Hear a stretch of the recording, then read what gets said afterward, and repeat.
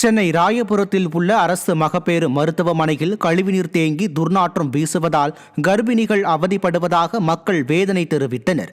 கல்லறை சாலையில் உள்ள மருத்துவமனையில் முறையான பராமரிப்பு பணிகள் மேற்கொள்ளாததால் கட்டிடங்கள் சிதிலமடைந்து பல பகுதிகளில் கழிவுநீர் தேங்கியுள்ளது. கொசுக்கள் அதிகமாக உற்பத்தியாகி நோய் தொற்று அபாயம் ஏற்படுவதால் குழந்தைகள், கர்ப்பிணிகள் உள்ளிட்ட நோயாளிகள் கடும் அவதிக்குள்ளாகின்றனர். விடியா ஸ்டாலின் அரசின் துறை அமைச்சர் மாரத்தான் போட்டிகளில் மட்டுமே ஆர்வம் காட்டுவதுடன் உடற்பயிற்சிகளை மேற்கொண்டால் நோய் பாதிப்பில் இருந்து காப்பாற்றிக் கொள்ளலாம் என வெட்டி பேச்சு பேசி தலைநகர் சென்னையிலேயே பொதுமக்களை துயரத்தில் தள்ளுவதாக குற்றம் சாட்டப்படுகிறது. திண்டுக்கல் மாவட்டம் தாடிக்கொம்பில் சாலை வசதி ஏற்படுத்தி தரக்கோரி பொதுமக்கள் ஆர்ப்பாட்டத்தில் ஈடுபட்டனர்.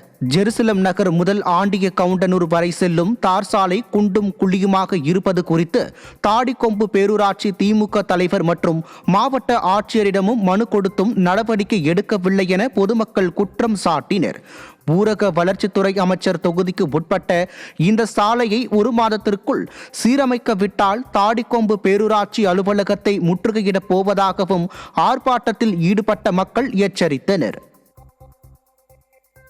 நீலகிரி மாவட்டம் உதகையில் பாஸ் சரிபார்க்க போதுமான பணியாளர்கள் இல்லாததால் வாகனங்கள் நீண்ட தூரத்திற்கு அணிவகுத்து நிற்பதால் சுற்றுலா பயணிகள் அவதிக்குள்ளாகினர்.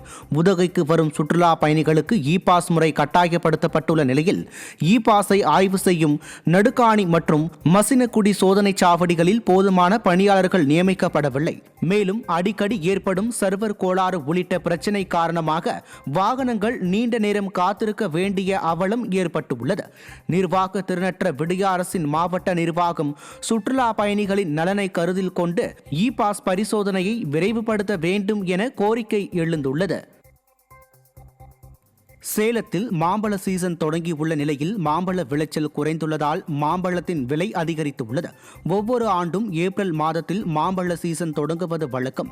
அதேபோல தற்போது மாம்பழ சீசன் தொடங்கியுள்ள நிலையில் பூக்கள் அதிக அளவு பூத்தாலும் சரியான பருவத்தில் மழை பெய்யாததால் பூக்கள் உதிர்ந்து மாம்பழ விளைச்சல் பாதிக்கப்பட்ட நிலையில் வரத்து குறைவால் மாம்பழத்தின் விலை அதிகரித்துள்ளது.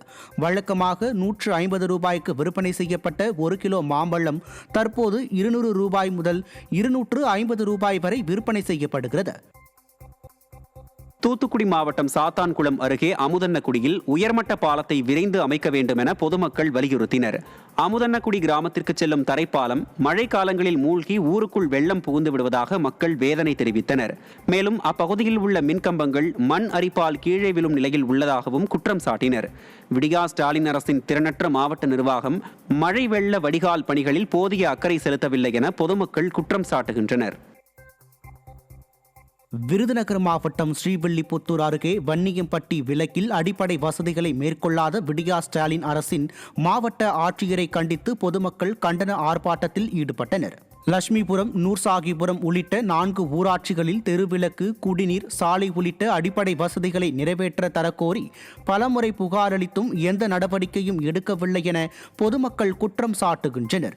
நிர்வாக திறனற்ற விருதுநகர் மாவட்ட ஆட்சியரை கண்டித்து நடைபெற்ற ஆர்ப்பாட்டத்தில் விடியா ஸ்டாலின் அரசுக்கு எதிராக முழக்கங்களை எழுப்பி கண்டனங்களை தெரிவித்தனர்.